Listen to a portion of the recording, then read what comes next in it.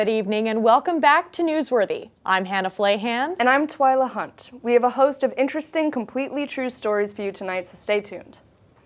Spotify AI can't anymore. The music streaming service is under fire after creating AI-generated playlists that make listeners wonder, can Spotify say this? Titles include Poppers Sniffing Yearning Thursday Night and PMSing Manic Monday Morning. Anyone who's been to the Garment District in the past week has been pushed a playlist called Aesthetically Poor Nepo Baby Wistful Saturday Morning. You may be wondering how they're gathering all the data. They're watching us. They're watching us. They are watching us. Subpar rock band U2 opened the new Las Vegas Sphere, in which the screen glitched and displayed a TikTok of AI-generated Peter Griffin singing Rose's Turn from the musical Gypsy. AI Stewie then joined him to perform Rihanna's club banger Disturbia to over 18,000 audience members, getting absolutely crunk. U2 was then booed off stage in favor of the AI, which replayed for several hours to great applause. Afterwards, Bono reportedly begged the Griffins to join him on their upcoming tour, but they refused. But hey, that's the luck of the Irish for you. A whistleblower at Paramount Pictures has revealed the real reason the studio continues to make Mission Impossible movies. They're trying to kill Tom Cruise, the actor best known for films such as Far and Away and Lions for Lambs. The studio has massive amounts of insurance out on Cruise, whose death-defying stunts are a hallmark of the Mission Impossible franchise. One Paramount executive has said in a fascinatingly public tweet, "If he dies, we'll make more money than we made from Top Gun 2. And that movie made a ton of money. Cruise has got to die." We actually have Tom Cruise himself in the studio, so we'll turn that over to our entertainment correspondent, Lucy. Lucy? So, Mr. Cruise, what are your plans for the Mission Impossible franchise now that Paramount has confessed a vested interest in you dying during production? We've got a really great stunt planned for Mission Impossible 8. I'm going to be blindfolded, riding a bicycle backwards down a mountain while juggling knives. Mr. Cruise, you understand that the studio financing your film wants you dead, right? Uh-huh. Anyway, our exciting next stunt for Mission Impossible 9 involves me, Ving Rhames, in a truck full of angry scorpions. That sounds dangerous, especially considering, again, that Paramount has publicly admitted that they want to kill you? Don't worry about it. I can't die. I'm Tom Cruise. If you're sure. I'm definitely Tom Cruise. I meant about the immortality thing. No, that's definitely true, too. Back to you at the desk. What a guy. Stay safe out there, Tom. Ice Spice's new Munchkin coffee hit the shelves recently to great success, making competitor Starbucks release their new Lil Tay Cake Pop Americano, and they announced the Maddie Ziegler Elk Pesto Breakfast Wrap. To promote the drink, Lil Tay appeared in a Starbucks commercial with Chris Pratt performing dueling Mario voices. Sorry. Oh, just now. Okay, thank you. In breaking news, Lil Tay's self-proclaimed biggest fan, Farty O'Shannon, dies from a combination food poisoning and scooter accident. Rest in peace. The population of aggressive squirrels in the Boston Commons have skyrocketed as winter approaches. In a frenzy for food, these squirrels have been reportedly attacking parkgoers. Let's hear from our reporter in the field, Ellie. Hey Twyla, I'm out here in the Boston Commons today trying to get a look at these murderous fuzzballs, and honestly, if you ask me, they don't look that bad, you know? I mean, this guy's coming up to me right now. I think we could probably take a little gander and... Oh shit, there's another one! Oh shit, oh god, oh. Ellie? Ellie? Well, looks like we lost them. Should we be worried about them? What could we even do? Ellie just got mauled by a rabid squirrel in the common. And what about the camera guy? Did that squirrel get Riley after it attacked Ellie? Well, folks, in the meantime, make sure to keep Ellie and this segment team in your thoughts and prayers.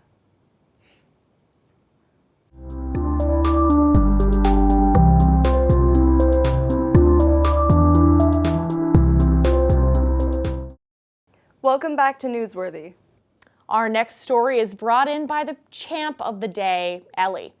Ellie, tell us all about the biggest accomplishment that Emerson has had since the Starbucks was put in on Tremont Street. I'm sorry, I can't do this. God, that squirrel totally beat the fuck out of Ellie. Can someone get them a medic? Come on, before their next live shot, please, Christ. Although COVID numbers aren't as high as they used to be, a new epidemic has half the population in its grasp. To brief us on needed safety procedures, we go to footage of Dr. Anthony Fauci at a recent press conference. Hello, this is Dr. Anthony Fauci. Our country has faced a maelstrom of disease lately. COVID, monkeypox, Kevin McCarthy. But we've yet to eradicate our most persistent epidemic. Dirty penis havers of all types. For the love of God, wash your hands before and after you piss. The same fingers touching up public transit, doorknobs, and the ground grab your flaccid little ding-dong. Your partner shouldn't risk ringworm just to ride your greasy pole. So keep your dicks clean, you nasty fuckers. Big props to Dr. Fauci. He's been the only one brave enough to say it. Although the SAG-AFTRA strikes ended nearly a month ago, some stars are looking for some extra coin, and they're still keeping the auctions alive. Let's go to reporter Lauren Pies with an exclusive interview with one star leaving his mark on the internet. Recently, celebrities have been auctioning off fan experiences to raise money for those affected by the SAG-AFTRA strikes. One such celebrity is Matthew Morrison, best known for his role as pervy teacher Will Schuester on Glee. We're fortunate enough to have Matthew in studio with us to talk about his charitable efforts. Nice to see you, Matthew. It's actually Mr. Shu. Excuse me? I go by Mr. Shu. Either that or Daddy. So, Mr. Shu, is it true that you're offering Glee fans the opportunity to hear you sing the thong song in person? Yes, Amanda. You see, a lot of people think the Glee curse is fake. Well, it's not. When the show ended, the Grim Gleeper put a curse on me, and now I'm forced to sing the thong song at random times. The Grim Gleeper? Yes. Many know him as Ryan Murphy. Wait, are you telling me that Ryan Murphy is responsible for the deaths of your castmates? Between you and he's coming from Leah Michelle next. He's... Is something gonna happen to Leah and Michelle, Mr. Shu? Amanda, I'm so sorry about this. My name is not Amanda, and what are you talking about? Oh, shoot. Here it comes. She got an ass like a truck. Shot out what? All night long. Let me see that thong.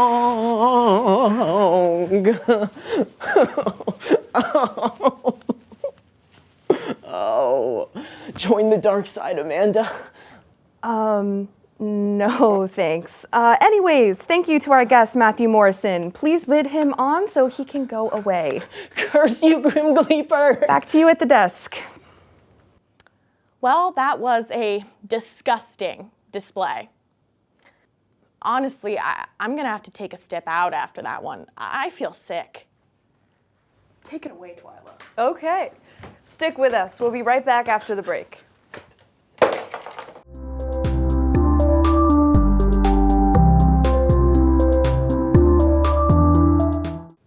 Welcome back to NewsWorthy. A member of Boston's police department has recently taken to chit-chatting over star signs and moon placements with his coworkers. Reports indicate that this officer is largely bewildered and delighted by this mystical science introduced to him by his daughter who's a they. The fad has caught on, and the officer's influence knows no bounds. One of his coworkers, Phil Goodcop, has adopted his behavior. Chief told me I was off the force for my aggressive behavior, but then I told him I was a Pisces rising. That cleared everything up. Like, I'm an Aries rising, so I totally get him. Honestly, like, I feel like I could fix him. At this point, it's kind of embarrassing how honest you are with the audience. It's okay to keep some of those thoughts inside, you know. Bostonians have recently noticed that a lot of cow statues have been appearing across the city, and they've been asking themselves, what the f*** are these for? We here at Newsworthy have the inside scoop. The cows come to life at night to protect the city from evil. That's right, folks. These cows are the only thing standing between Boston and total annihilation. Just last week, they killed 17 jaywalkers. So next time you see a cow statue, thank it for its service. In related news, the Boston Police Department has been defunded. In a groundbreaking act of gender expression, a local cisgender bisexual man has decided to paint his nails black, or blue, or something. The young man, a theater student, obviously, has been considering this for like 8 years because of Harry Styles, probably, who he insists he's attracted to because of face and also hair. He said his journey started after he bought an ethically sourced pearl necklace from Amazon. He tells us he may try getting his ears pierced next, or maybe wear a crop top, but only if there's a hot girl around.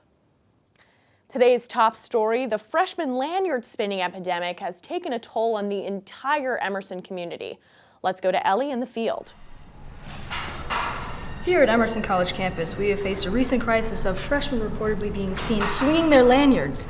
It has gotten incredibly violent over the past month, and I'm here in the freshman building to investigate. Students have reportedly been seen wearing sunglasses to protect themselves from the violently swirling lanyards. These are dangerous times.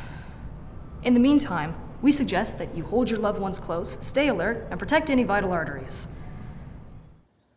We turn now to some breaking news. The Emerson Quidditch team has been found guilty of Muggle slaughter and sentenced to a collective 90 years in Azkaban. Well, you know what they say about golden snitches in prison. Yikes, not ideal. You know what else isn't ideal? Having to share the conjugal trailer with Dobby's horny little elf ass. I hate when that happens. You know, I was held in a Turkish prison once. Super cool, Hannah. I actually killed a man. Great stuff. Everyone knows that gentrification has plagued Boston far before they put a Whole Foods in Jamaica Plain. But sadly, it has now hit the Emerson campus. The gentrification of the Max Grill has caused campus to erupt in massive student protests. While the corporate-ass redesign was bad enough, reports of salads with prosciutto on the new menu sparked the widespread outrage. They just closed the grill because of food poisoning. That is our culture. It will not be erased. If we let these yuppies take the Max, what's next? PCAF? Backstage deli? I mean, what the f*** are we doing here? Come on! The Emerson student government has yet to comment, probably because they had absolutely nothing to do with it. More importantly, Emerson has announced effective immediately, students can add a new minor to their degree. They're calling it pretentiousology. It's the study of being a pretentious little bitch. If you want to feel superior for having seen more than one silent film, pretentiosology is the minor for you. Classes being offered in this minor include Introduction to Pettiness, Why Using Big Words Makes You Smarter Than Everyone Else, and Devil's Advocate 101. Some assignments that pretentiosology minors can expect are tell 10 people why they'll never make it in this industry but you will, and write an essay about how 2001: A Space Odyssey is the peak of cinema. If you hate fun, consider a minor in pretentiosology. You may know Crispy the Chicken, the plucky face of the comedic arts program, but Newsworthy is thrilled to debut the new VMA mascot, Louie the Loose Cigarette. Lil Lulu can be found hanging out in the 2B alley with a stupid little wool jacket, you know, in that one spot where all the smokers are. You know what I'm talking about. Louis enjoys drinking pina coladas and getting caught in the rain. I'm just playing. His hair's greasy and he likes women, but not enough to hire one on his film set. Could you imagine? Thank you for joining us on our first episode of Season 2.